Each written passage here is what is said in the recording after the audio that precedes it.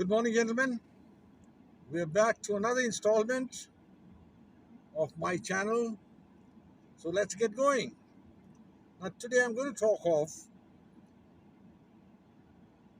the options and the aims of Vladimir Putin in attacking Ukraine. Now, we all know Ukraine's a very hot topic these days. There's a battle on.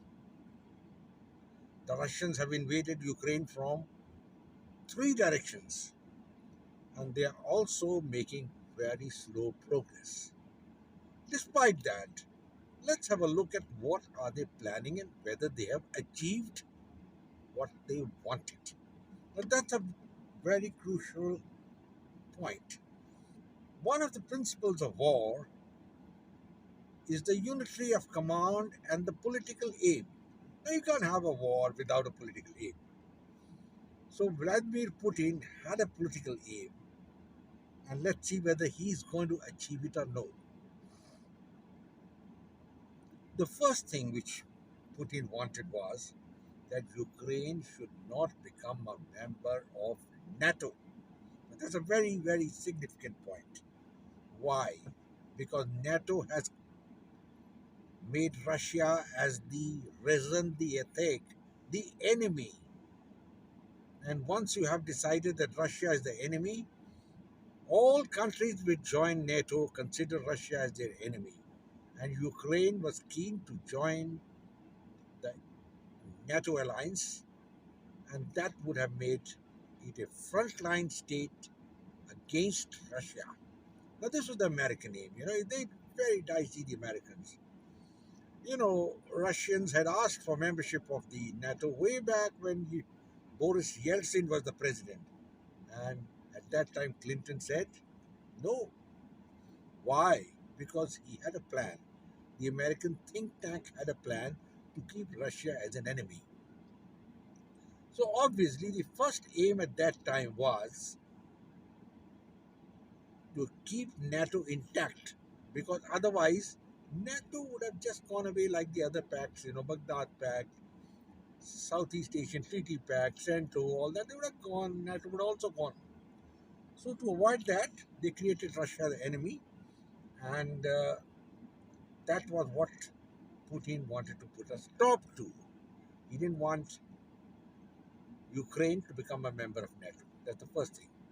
Second thing, he wanted to ensure that Ukraine does not develop any nuclear weapons, because there's a lot of talk, in Ukraine that they did a mistake by handing over their nuclear weapons to the Russians way back when they got their independence. He had a third point: to completely destroy Ukraine so that it doesn't rise up as a power ever to challenge Russia.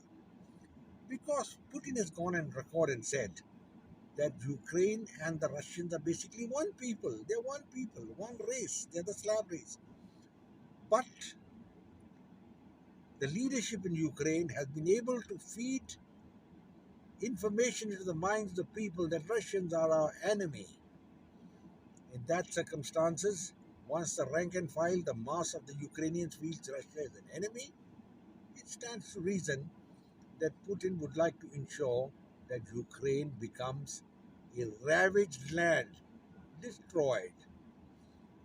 I don't think he had any plan to occupy Ukraine completely, but he definitely had a plan to ensure that those areas which were sympathetic to Russia, like the Donbas region, the Crimea, they should be part of the Russian state. And he's achieved it. He's got it. He's divided Ukraine. He set up two republics in the Donbas region. He's annexed Crimea. And as it stands now, the Russians are about 120 kilometers inside Ukraine. They have laid siege to the two major cities of Kharkov and Kiev. And that's a fact. Now, the Americans, had a very devious plan. Their plan was basically to keep arming Ukraine so that the Russian armies perpetually bogged down in Ukraine and there's a war on and it will benefit America. And maybe Joe Biden thought that what he had lost in Afghanistan by the mother of all retreats, he would gain something in Ukraine. It's easier said than done because his first offer, or rather his first trick, was to give the F-16 fighters to Poland and then request the Poles to give the MiG-29 because Poland was a member of the Warsaw Pact, and those MiG-29s would be given to Ukraine Air Force, which became a cropper because Ukraine said, no, sir, we're not interested in it. The second plan was that Ukraine should be armed, which again, a lot of countries of the EU are not very keen. Nobody wants to antagonize Russia. So these are the things.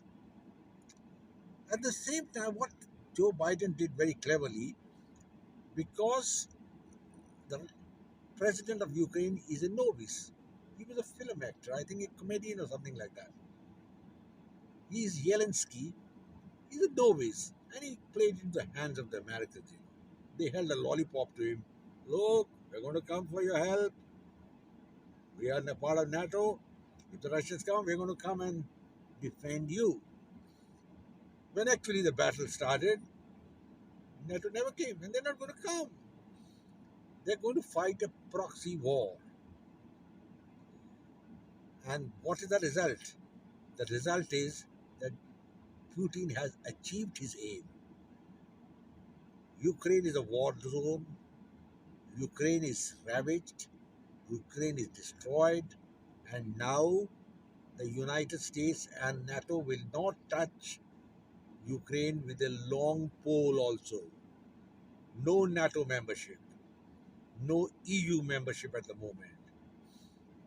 So what has Ukraine gained? Nothing. They played into the hands of the Americans, and a once prosperous state, which was the granary of Europe, has now been ravaged and destroyed. Now, who am I going to blame for it? I don't blame the Americans really, but they're looking for the interests of America. They're not looking interest for Ukraine. Ukraine is just a small pawn on the chessboard. They're going to play it here and there and all that. Well, that's what has happened.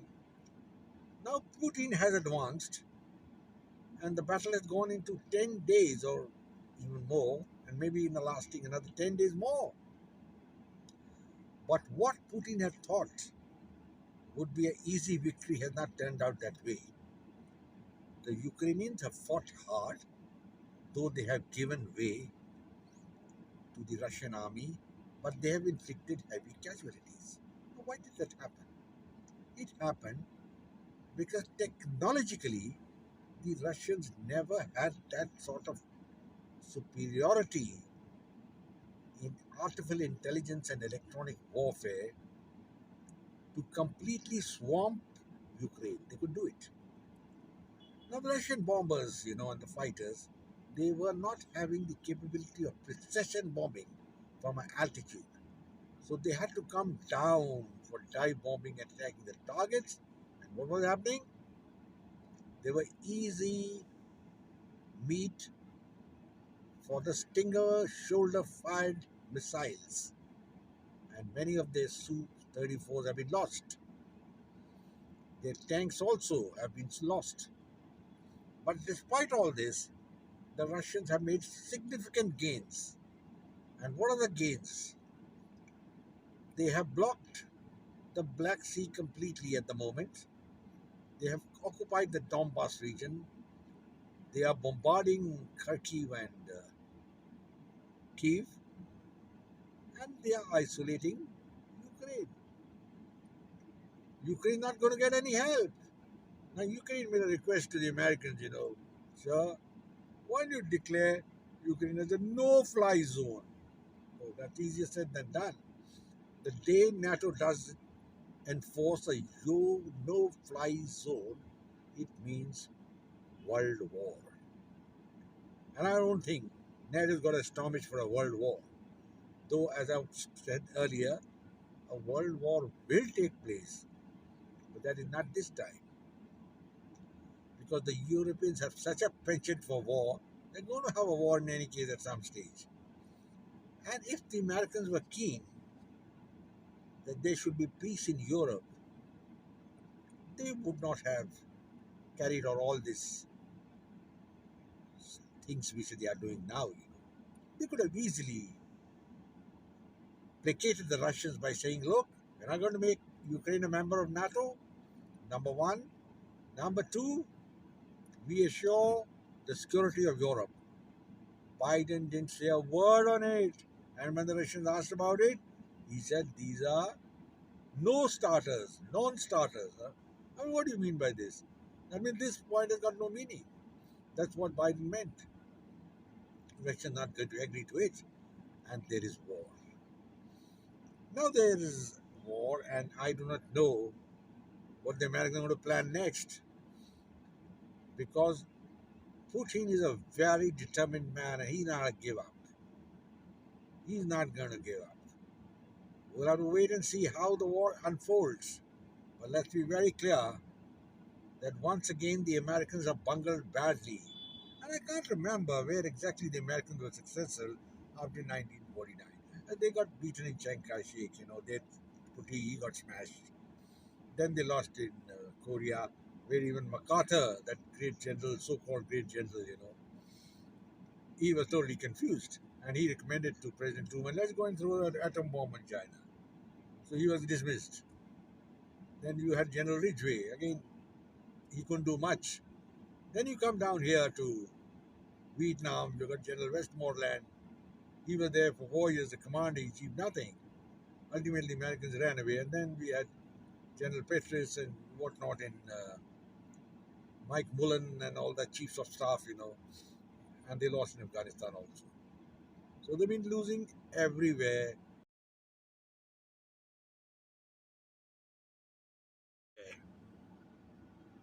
That's pretty bad. So they are going to lose in Ukraine also. But the sad part is Ukraine is going to get destroyed. And why? Because NATO itself is not united. Now they put all sorts of sanctions on Russia, but Germans have just announced only yesterday that we are not going to stop taking gas and oil from Russia. Poland has already said they're not going to give the MiG 29s to Ukraine. So Putin has got a free field. And I think finally Zelensky is thinking, well, I did a mistake. He's ready to give an assurance now. I won't join NATO. Well, that's got to be seen to be believed. We'll have to see how it goes. But Putin is a hard taskmaster.